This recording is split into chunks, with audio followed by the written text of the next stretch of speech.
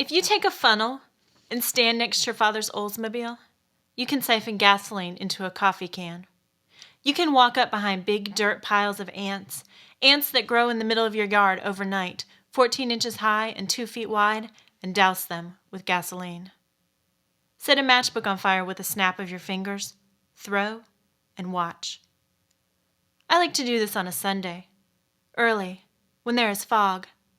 I stand with the green watering can and sprinkle the fire with water at the split second where dirt hits grass, just before it spreads to the whole yard. Sizzle and smoke sting my nose, and I breathe deep. Sometimes I look through the bay window and see my dad looking back, standing with one hand on the fire extinguisher, as I turn and smile and wave.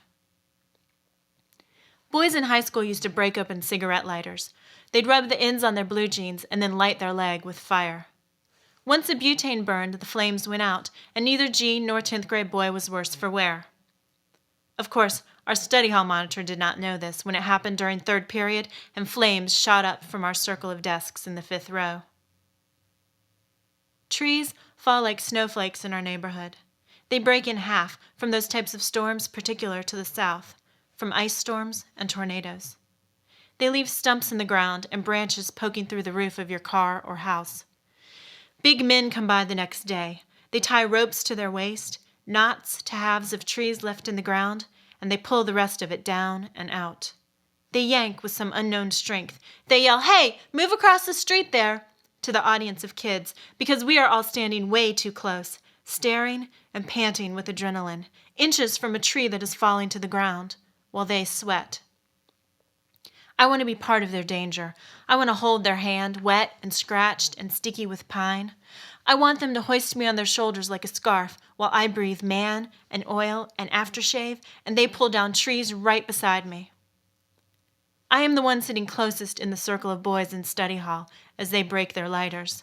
My chair scooted right up against theirs, my eyes bright in watching and waiting. I want to be associated with this that they are doing. I want to laugh as boys light their legs on fire.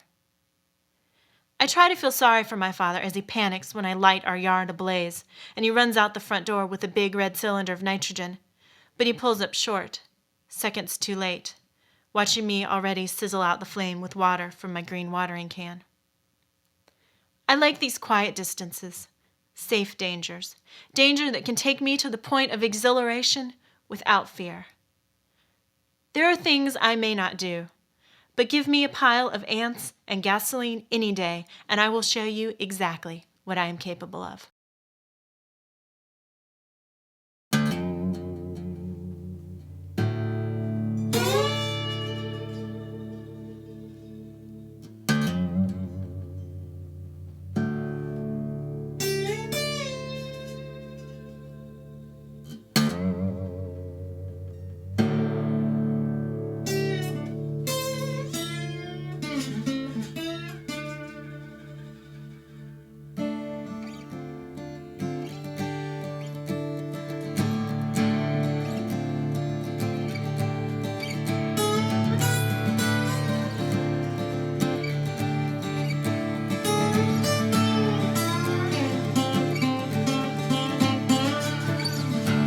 Two ladies, blue jeans and ponytails, fingers crossed behind their back, halfway between Montgomery and Memphis.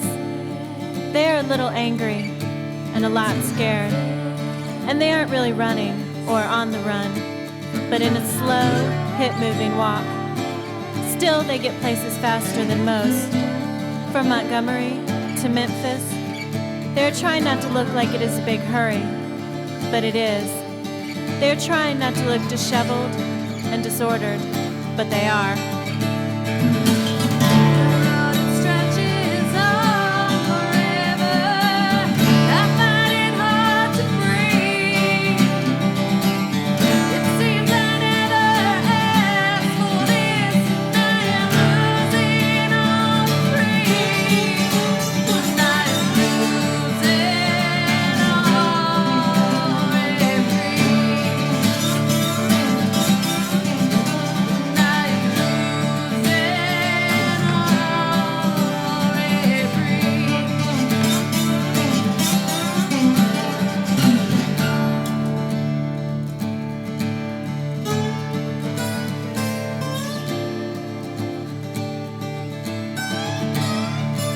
two ladies, and they have stopped walking, where coffee stains like liquor. They are only where we last told them to sit still, to hold down their insides, down behind a street of action, remorse, and put upon color. Where they were that time when, from Montgomery to Memphis, they landed underneath a piled mountain of all those things they forgot they aren't.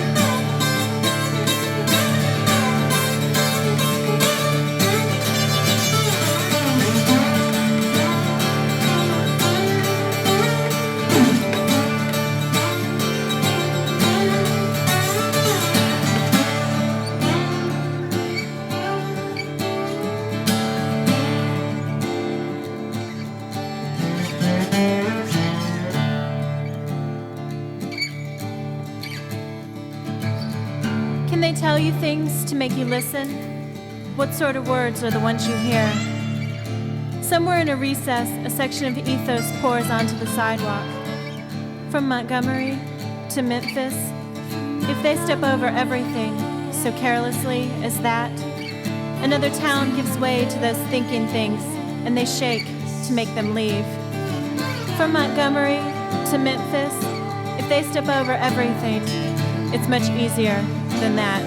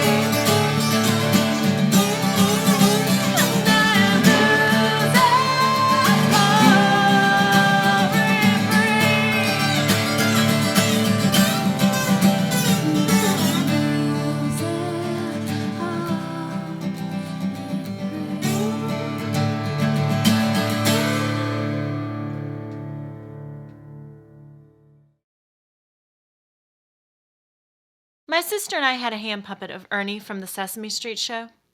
My sister, she also had Kermit, but she wouldn't let anyone play with that.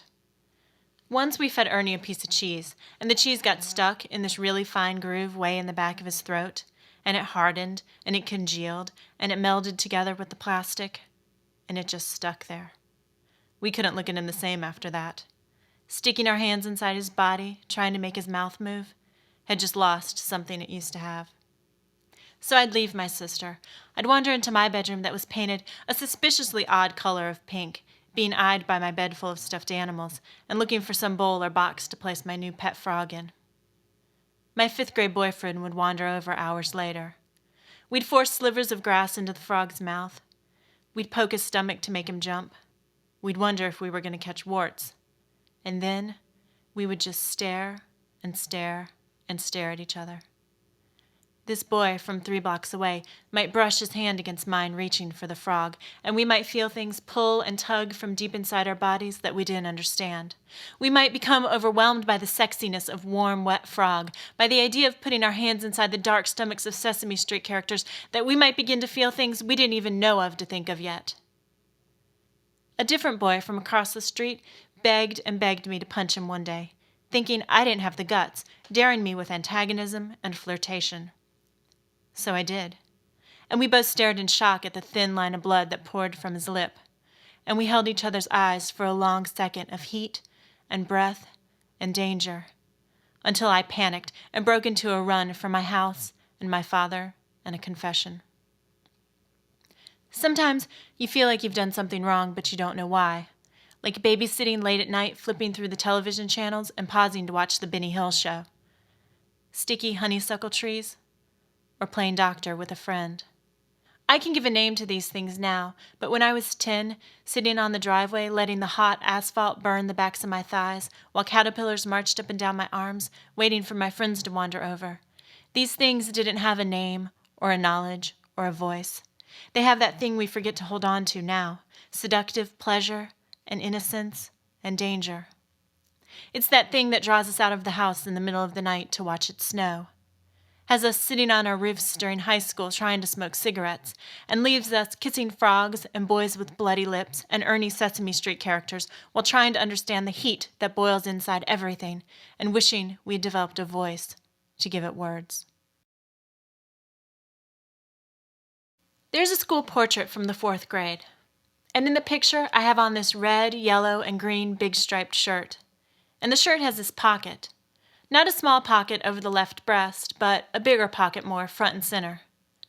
And the problem with the picture, the thing you don't realize the first time you look at it, the thing that takes glance 2, 3, or 4 to realize, is that sticking out of that pocket about 1/4 of an inch is the little black comb they used to give you to brush your hair on school portrait day. And teacher used to have a whole bag of these combs, and someone would get chosen to go around the room and hand them all out. And no, we couldn't all choose our own comb because, well, 27 hands in one bag of combs would be entirely unsanitary. So we had these combs, but we had no fashion sense, no concept of self, no idea of what direction or how straight our parts should be. So we would stare at each other and use each other's eyes for mirrors. And finally decide that, well, if Jamie was popular and Jamie parted her hair that way, then I should part my hair that way too. And no mind that my hair had been parted on the other side for the past 6 years. This picture day was for posterity. There were no retakes, and for a whole year, this would be it. On Dad's desk at the office, on Grandma's nightstand, in Mother's wallet, and, most important of all, in the yearbook. Because this is when things mattered, and it must be something like what side you parted your hair on that made you popular, because I never figured out any other dividing lines. But I was standing 3 people behind you in the school portrait line. You had on a blue button-down Oxford shirt. I would have liked you. I would have had a crush on you. But we were in 4th grade, and in 4th grade, girls are taller and faster and smarter than all the boys, so I would have tried to punch you in the arm or beaten you in relay races to make you notice me. But you weren't supposed to like girls. Someone had seen me staring at you during the library tour, and they came in the next day and told everyone that I liked you. At first I tried to laugh, and then my face got red, and then I would have been embarrassed. You would have been scared, and you didn't know what to do, so all you did the whole time was stare at the lines on the floor. And I was thinking how it was fall, and you had done nothing, and what a long year it was going to be, as I stared at the back of your neck in line, as I watched your name being called, as I saw the relief in your shoulders once your picture was done. And it seemed like nothing in the world could take away this moment. Except that suddenly they were calling my name. Suddenly I was the one behind the black curtain, and I had my anything but white on. And then I realized that I was holding this comb in my hand, and Mother would be furious if I came home with a picture with a comb in my hand. But with 4th grade year-old brilliance, I realized that I had a pocket on the front of my shirt into which this comb would fit perfectly. So there it went, and there it stayed. And the pictures came back, and Mother fought back horror, and then laughter, and then disbelief, as she tried to discern what could possibly be going on behind those 9-year-old eyes, because it seemed like there were things that mattered, things which never for one moment went unnoticed, things about best friends, and passing notes, and who rode your school bus, and it seemed like your 9-year-old head could keep straight the entire class roster, the architectural plan of the cafeteria, the rotation of the 7 different outfits your teacher wore. But there was a pocket on the front of your shirt and a comb sticking out of it, and you had no idea, no vision that this would be in the picture. Your hand, you do realize, would have been kept in your lap. If you had just kept the comb in your hand, no one would have ever known.